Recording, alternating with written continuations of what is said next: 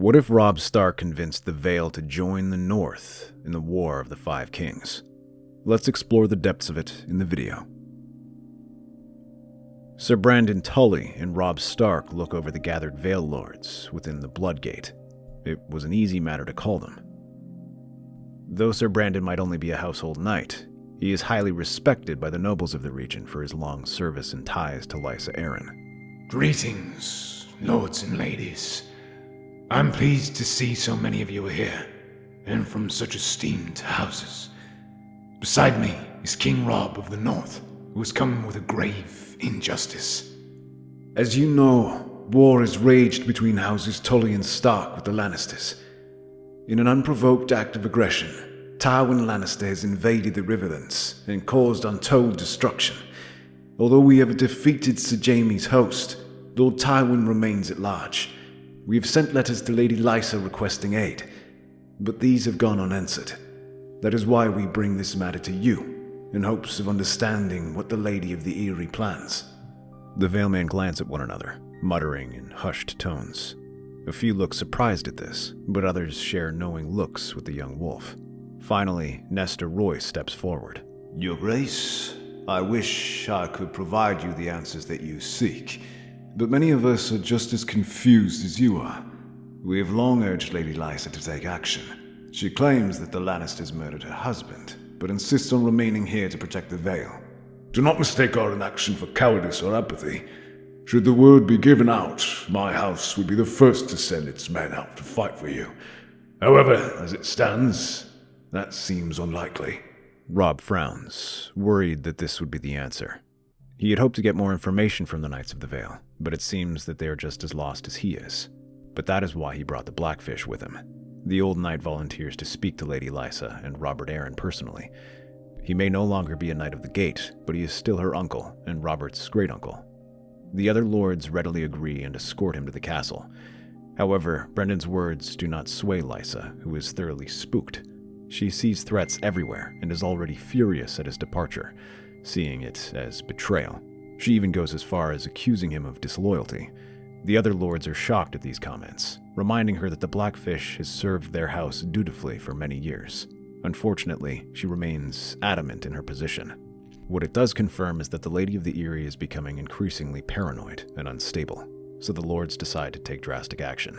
They instead approach Robert Arryn directly. Though he is young, he is technically still the ruler of the Vale, and Nestor is his steward. If both agree, it should be enough. Ser Brynden sits Robert Arryn down and explains to him what is happening in the war. He embellishes it a bit, talking about how his cousins are in dire need of his help, knowing that Robert will only one day become a great hero. He promises that if he lets them fight in this war, the other lords and the small folk will all cheer his name. More importantly, if they capture Tywin Lannister, they will make sure that he is punished for his crimes. That is enough for Robert, who orders the Vale to call its banners and march out. Lysa is understandably incensed by them going over her authority. However, Sir Nestor does not leave her entirely undefended, ordering 300 men to be garrisoned at the Eyrie and the Gates of the Moon, both to protect her and as a warning. The banners of the North, Riverlands, and the Vale soon stretch across the horizon. As the Vale army appears from the Mountains of the Moon, River Lords and Roose Bolton's host hurry to join them. With these reinforcements, the Stark forces now have the numbers to openly challenge Tywin and simply overwhelm him instead of nipping at his supply lines. While Robb continues to raid the Westerlands, battering the armies they have left behind, he leaves Roose Bolton and Edmure Tully to finish Tywin off. Seeing these three armies starting to form up, Tywin makes a desperate gamble, trying to crush them piecemeal before they can unite. He rides out of Harrenhal, targeting Roose's army in the middle first.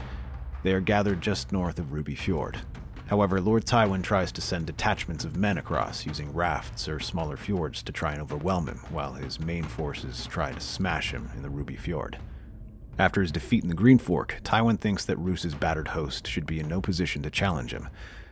The fighting is brutal, and with Sir Gregor at its head, the Ruby Fjord becomes a killing field. Arrows rain down and try to stop their advance, but the mountain braves the storm, rushing through and swinging his sword in wild arcs, cutting through the waters until he sets foot on solid ground. It takes more time, but the rest of his men join him, creating a small toehold that they stubbornly cling onto and slowly expand. The Northmen reluctantly give ground, seeing this battle going poorly. For a moment, it seems like Roose will have to call a retreat, as detachments of the Westermen from the flanking force arrive. However, while they back away, the Northmen do not break. The few rivermen in Roose's army know this land well. He knew there were smaller fjords and prepared his men to get in a defensive position. They are hit again and again for hours, but nothing matters until they hear the sound of horns behind them. These belong to the Vale as the first few knights arrive, guided there by a small force of Freys that Roose sent to guide them. Suddenly, the Westermen find themselves surrounded and fall back in disarray.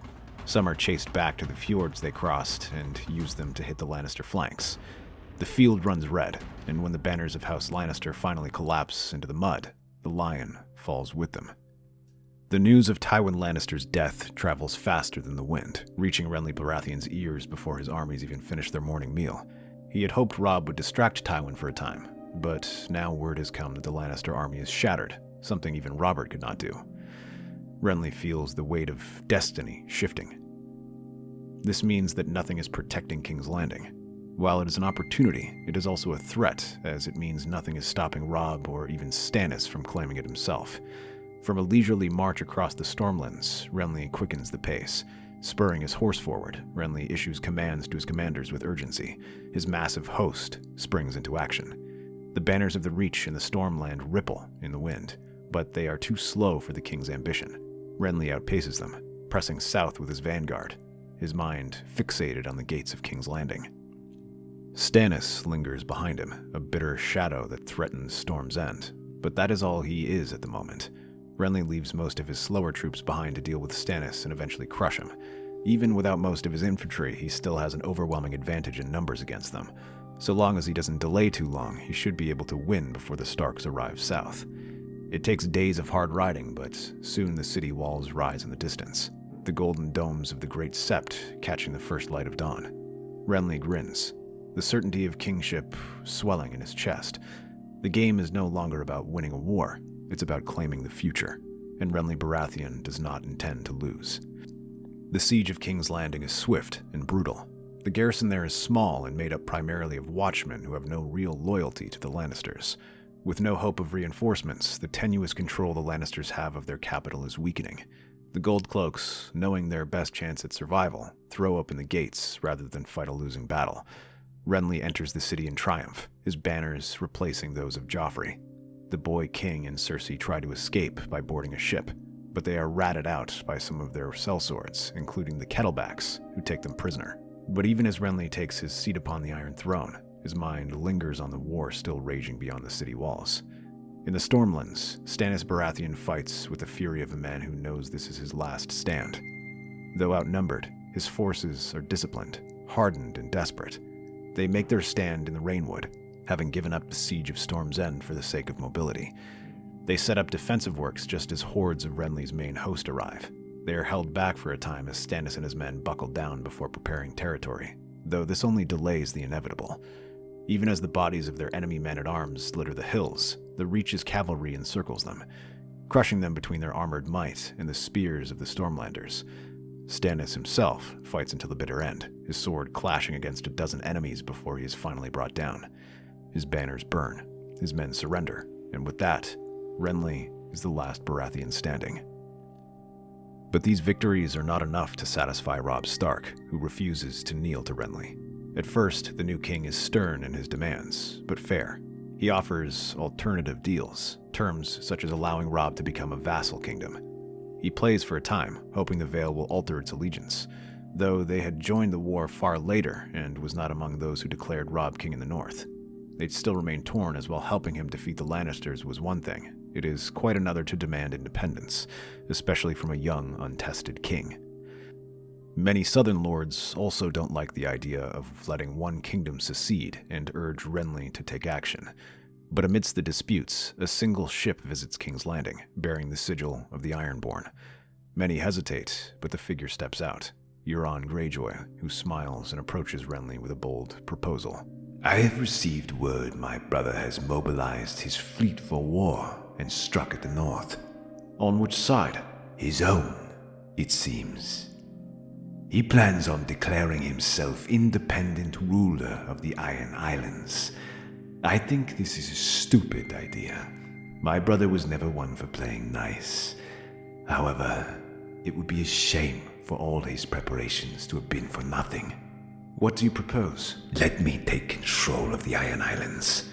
I'll provide you with my longships and reavers, and in exchange, let me keep whatever territory I take, and I should declare myself ruler of the Iron Islands. Provide me with support. Very well. So long as you are not foolish enough to demand independence, I think I can accommodate those wishes.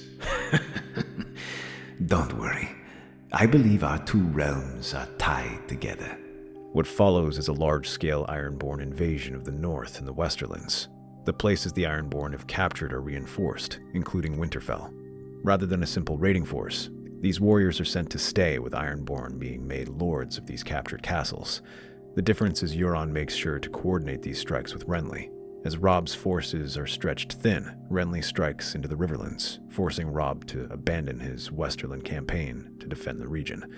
This also prevents him from marching up north to defend his home. The Ironborn descend upon the coasts with fire and blood, striking deep into the heart of Robb's domain. The Westerlands, already shattered by Tywin's death, fare no better, their defenses crumbling before the reaving hordes. But Renly's rule is built on shaky alliances. The North still resists, and the Ironborn grow bolder with every victory. Euron has no intention of letting Renly rule unchallenged. Though he continues his offensive into the Riverlands, Renly does not make too much progress. In contrast, Euron manages to capture several coastal Westerland castles. He strengthens his hold of Winterfell after discreetly having had Theon assassinated. This leaves him with control over a substantial portion of the kingdom, and confident enough to proceed with the next part of his plan. The wind howls over the wall, a cold specter heralding death and darkness at bay, manned only by the Night's Watch. But tonight, they are especially on edge, nervously peering into the endless darkness beyond. There have been scattered reports of their great ranging being annihilated by Wildling army. This means that a small force is all that stands between them and the south. Where others see the Wildlings as savages, Euron sees an opportunity. Long before he sets sail for the east, he sends envoys north, offering an alliance. When their army strikes at the wall, Euron strikes from the south. In the Bridge of Skulls, the heaviest fighting commences, as Bowen Marsh tries to hold back a free folk raiding force numbering several thousands. The fighting is brutal, and casualties mount on both sides. However, the Black Brothers hold for a time, at least until Euron strikes. Amidst the heaviest fighting, silence pulls into the docks, and its mute crew come rushing in with axes and swords. The Ironborn plunge these in their unsuspecting victims, who can barely cry out. Screams ring out as sentries are thrown from the ramparts, their bodies shattering on the ice below. Then, the horn. One blast, then two. The remnants of the watch scrambles to their posts, torches illuminating the night, but it is already too late. Hundreds surge forward, wildlings, raiders, and Ironborn alike, pouring through the Bridge of Skulls. The watch fights back, steel clashing against steel, but they are outnumbered, betrayed from within. Soon after, the Weeper and Euron are laughing as they pull open the gates. In the chaos, Tormund Giantsbane leads a warband through the tunnels, setting fires to the armory, while the Ironborn warriors scale the inner defenses with grappling hooks, dragging sworn brothers into the abyss below. Wildlings surge to Castle Black, while Euron gives them strict orders not to touch any territory bearing the Kraken banner, or suffer the consequences. He does not oversee them or take part in the raiding, instead sailing back south to secure his territories in the north. However, these efforts do not go unnoticed by Renly. Despite their alliance, Euron seems to have little interest in actually helping him in his campaigns in the Riverlands, where the Starks still have some strength left. Here, Robb manages to win a series of bold delaying actions that prevent Renly from advancing beyond the Ruby Ford. In the meantime, the Blackfish and Jason Mallister managed to recapture what few territories the Ironborn have captured. But the strange thing is, Euron does not seem particularly interested in holding them, refusing to send reinforcements and just abandoning the new lords to their fate. Seeing this, Renly realizes that their alliance is at an end, and instead withdraws his forces from the Riverlands, letting them finish off the Ironborn. Instead, he attacks the Westerlands, which are virtually unguarded. Renly sends Loras Tyrell at the head of a strong force of Reachmen to capture this region. He seizes castles along the area, whether they be held by Westermen or Ironborn. His goal is to secure its gold mines for his campaign. But once again, Euron does not put up serious resistance. Still, Renly is not about to complain about this and seizes the castles one after the other, his greatest success coming when he seizes Lannisport. The banners of House Baratheon fly high above Castle Rock. The Golden Lion of Lannister is pulled down and replaced with the Stag and Rose. Renly Baratheon has taken the Westerlands. Yet as he gazes over the vast scorched fields stretching from Lannisport to the Sunset Sea, he knows there's still one loose end. As his thoughts shift to Euron, a storm breaks in the Neck that takes him off guard. Euron Greyjoy, thought to be harrying the coasts of the Neck, does the unthinkable. He bursts south with not just Ironborn Reavers, but wildlings in the thousands. Free folk warriors, raiders, and clansmen descend upon the Riverlands, bringing fire and ruin. While many had decided to simply settle in the Gift, others now decide to seek their fortune south. Towering giants, unseen in the south for thousands of years, march at the vanguard, their war cries shaking the earth itself. The North and Riverland armies are caught off guard. They brace, fighting with grim determination at the Twins.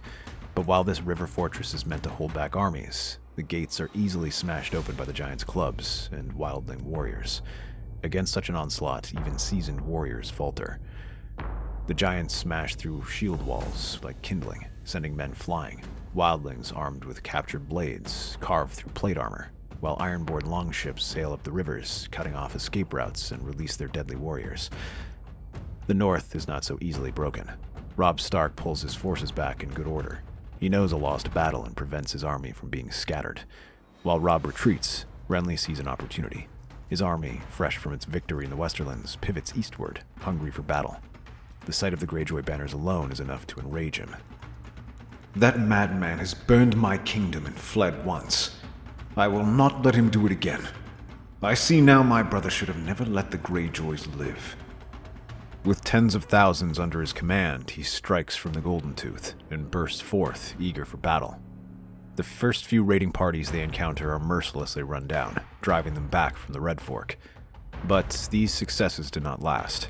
Euron divides the wildling horde and has them attack like raiders. They vanish into the hills, into the forests, striking in the night with ambushes, poisoned arrows, and sudden raids. They torch supply wagons, slit the throats of scouts, and leave decapitated bodies. Renly's disciplined host is thrown into chaos as their advance stalls, finding nothing but empty forests. As morale plummets and warriors look at each other with uncertainty, the giants come. Great, hulking beasts smash through Renly's line with clubs the size of tree trunks. Even the bravest knights are crushed beneath their fury. Houses rear and bolt at the sight of them. The proud banners of the Reach and Stormlands are trampled in the mud. But as Renly's army falters and is forced to retreat, Euron smells blood in the water and sends his army after them. The retreat turns into a rout as his host is scattered, retreating either to the Reach or to the Westerlands where they came from. Only Loras Tyrell truly saves Renly, gathering his most trusted men and escorting him to safety. However, Robb Stark now sees an opportunity. While Euron's men are feasting upon the battlefield, looting corpses, and celebrating their triumph, Robb moves swiftly. He has not been idle in his retreat. Instead, he has spent his time wisely, securing the Vale's loyalty, promising to try and make peace with Renly that will ensure their safety. Now, with the full strength of the North, Riverlands, and the Vale united, he strikes. From behind, Robb's cavalry slams into the Greyjoy rearguard, cutting down Ironborn in the thousands. The Northmen soon find tricks to deal with the giants, firing longbow arrows at them or leaving caltrops on the ground as they retreat to injure them and allow their cavalry to finish them off. The tide of the battle shifts. Giants, once unstoppable, find themselves surrounded, harried by volleys of arrows and relentless cavalry strikes. Wildlings so fierce in ambush are now trapped between two organized armies. Euron fights like a man possessed, his axe cleaving through knights and Northmen alike, laughing even as his army crumbles around him. Blood drips from his hands as he steps over corpses, grinning through the carnage. Oh, but I do love a good death. Robb does not let him have it. The young wolf orders his archers to focus on Euron, raining arrows on him when, at last, he stumbles to the ground. Greywind leaps out and bites hard into his neck, tearing at his throat and ripping it open. The crow's eye falls, his body broken and bloodied. He's dragged through the mud. His fleet, leaderless, scatters. The red wine fleet eagerly hunts them down while Renly manages to mop up whoever is left. From the ruined wall, where the last fires of the wildlings' brief victory smolder, an unnatural cold creeps across the land. The few free folk who remain on the wall, using its castles as shelter, climb to the top and gaze north, just as an unnatural wind howls through the broken towers. And then, another sound emerges through these winds, almost like a voice announcing its presence. They appear. From the darkness beyond the wall, the White Walkers come in force, pale figures gliding like specters, their ice-forged weapons glistening under the cold moon. At their command, the dead rise, thousands upon thousands of whites, twisted remnants of the free folk in Night's Watch. The wildlings do not flee. They are the last line of defense, the only ones left to stand against this nightmare. Arrows whistle through the air, spears fly, axes cleave, but it is not enough. Though hundreds fall as they scale up the wall, the wildlings have no logistics or preparations. They do not stock up for an attack, so while they hold the whites back, as soon as their arrows deplete, they have no choice but to fight them head to head. The walkers move through them like ghosts, their blades shattering steel, turning flesh to ice. The wildlings fight fiercely, but they have sworn no vows, made no oaths to defend this land. The old magic of the wall requires such things, and does not recognize them. There is no protection, no unseen power. The walkers sweep through them without resistance, cutting them down as frost spreads across the ruined ramparts. One by one, the torches are snuffed out. By dawn, the wall is silent once more. The last wildling messenger, bloody and frostbitten, stumbles southward, his breath ragged, his limbs half dead from cold as he reports the news to the Northmen and his kin before collapsing to the ground. Robb Stark grips the edge of the war table, his knuckles white, his heart pounding like a war drum.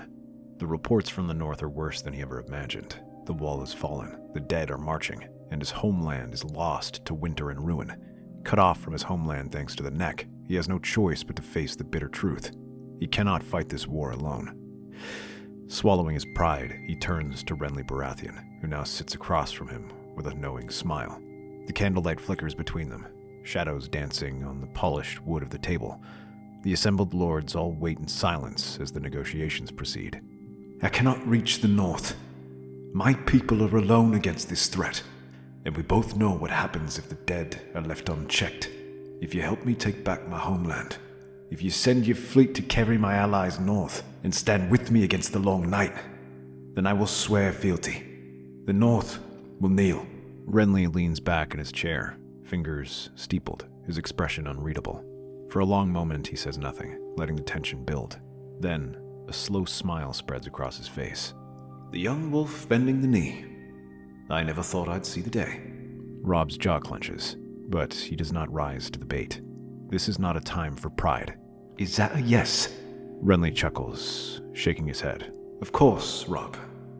You think I'd let half my kingdom be overrun by corpses while I sit comfortably in the south? You will be Lord of Winterfell, Warden of the North, and my bannerman. You swear to me, and I swear to you. We end this war, and we stop the dead before they take all of Westeros. Robb nods once. Once the war is over, and the North is safe. Within days, Renly's fleet sails from the southern ports, ferrying men and horses across the sea. Banners of the Stag and the Direwolf fly side by side as they land in White Harbor, the Stony Shore, and whatever ports are large enough for them, and just in time. Winterfell is lost in shadow when the first of Renly's ships crest the icy waters of White Harbor. Snow whips across the deck, carried by an unnatural wind, and the Northmen stand at the rails in grim silence. Robb grips the hilt of his sword, eyes fixed on the distant lands that was once his home. They should have been here sooner. Scouts rush forward, reporting chaos. Euron's remaining Ironborn, leaderless, are turning on one another, their raiding bands scattering like wolves fighting over scraps. The dead have not yet reached Winterfell, but the storm moves fast. Riding hard, they push for the castle, the walls barely manned, the once great fortress abandoned by its rightful defenders and occupied by only squabbling raiders. The battle is short, brutal. The Ironborn disorganized and already weakened by infighting, fall beneath the tide of swords and spears. No quarter is given. Renly's knights cut through them like wheat at a harvest, their disciplined formations breaking the reaver's line. The night is thick with snowfall, the wind howling through the broken gates of Winterfell. Fires burn in the distance, but they do little to push back the endless dark. The dead have come.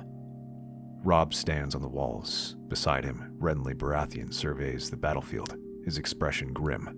Beyond the ruined walls, the dead stretch to the horizon, a silent tide of pale faces and ice-blue eyes. At their center stands the Night King. Flaming arrows rain down from the walls, dragging streaks of fire through the night sky.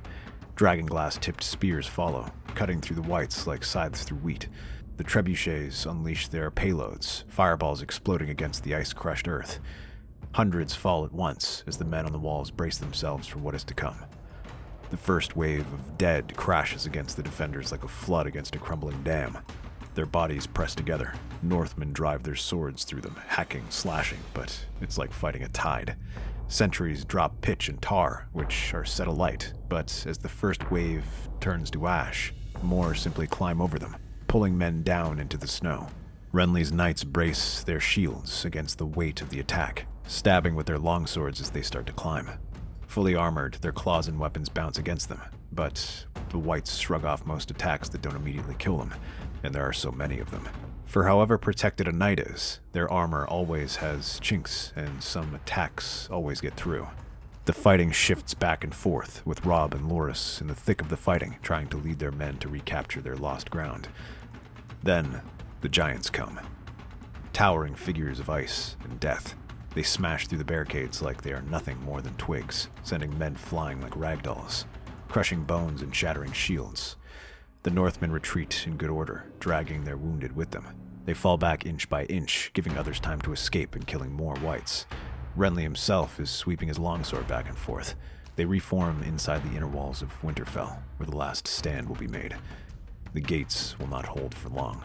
Renly fights in the thick of it, his golden antlers bright in the darkness. He cuts down one white after another. Beside him, the Knights of the Vale hold their ground, their spears piercing through the frozen bodies of the dead. The Night King strides forward, his cold gaze fixed upon them. The ground freezes beneath his steps. The dead part before him, silent and still, awaiting his command. Robb knows what will happen next. The Night King raises his arms. All around them, the fallen stir. Northmen, Stormlanders, Knights, all returning to fight against those they once called brothers. Gods help us! Robb and Renly charge straight at him, hacking through the whites in their path. Their fury carries them forward, guiding them straight towards him. But the Night King is waiting. He moves like a shadow, faster than anything they've ever faced. His sword is pale as death and blocks both their strikes at once. Renly strikes first, but the Night King catches his blade in a single gloved hand and hurls him aside like a ragdoll. Robb does not hesitate. He lunges, but the creature twists away and slashes back. Robb barely parries in time. The impact rattles through his arms. His breath comes in ragged gasps, the cold seeping into his bones. Renly rises, his helm askew, and roars as he strikes again. For a moment, it seems like the Night King retreats and Renly presses forward. But then he swings his arm and brings his sword down. Renly can only watch as his blade shatters. Robb rushes in and tries to protect him, but the Night King is faster and drives his sword into Renly's chest. The King of the Seven Kingdoms' eyes widen as he stares down at the blade. Then he drops to the ground. Robb can only scream out as he rushes at the Night King, his own weapon rising and falling. For a moment, he pushes him on the back foot and drives the icy monster back, but even he cannot break through. At last, their weapons lock, and the Night King looks at him, the frost creeping up Robb's sword until it shatters. And then, the Night King whirls around and slashes him across the chest. The King in the North falls after his liege lord, and with them, Winterfell. That's our theory. Westeros is a land filled with exciting stories and possibilities, and we love exploring them. If you want to accompany us on this journey across the Seven Kingdoms and beyond, then please like, share, and subscribe to our channel.